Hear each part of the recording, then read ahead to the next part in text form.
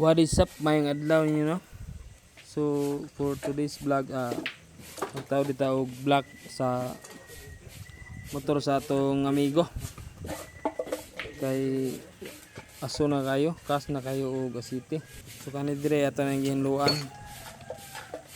Sisirit pa, abunda magasta kay libre man. Di makita mo gasto ang tagiya man. Matik.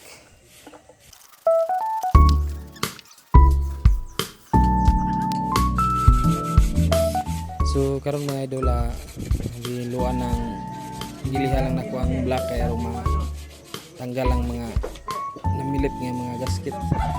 Kaya aron dili siya mag-leak. So ako na siya nang giliha dia og 1,000. Kay aron hinlo siya.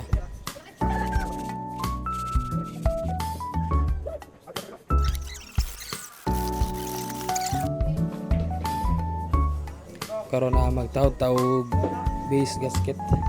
Ako na din ang gihinluan sa wala na ako napakita kay aron dili na taas kay video, pero ako na naghinluan.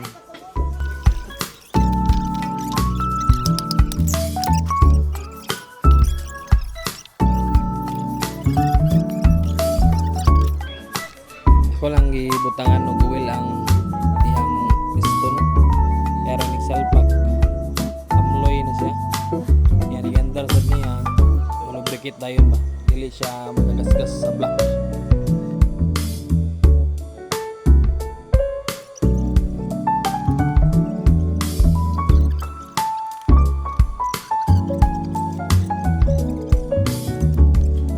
So karon na akong gitanggal ang spring sa iyang tensioner, no, kay arong inigtawd na to sa cam gear dili siya mag-inat, dili mapirsa ang atong mga guide.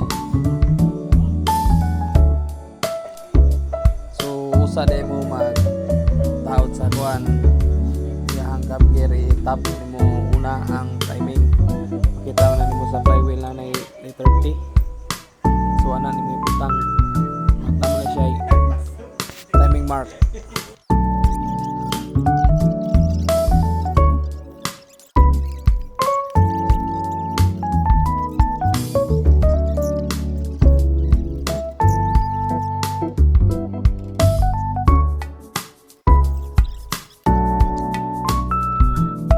Of throat na ni guys kung muandar ba dun siya basig palpak. So once dili ma-timing tarong ni dili mabawog ang barbola, mabawog jud basta magbangga. It's alive, no? Okay kayo. Tuwa City, tuwa ganito po Tuwa City kaya maguba dala eh.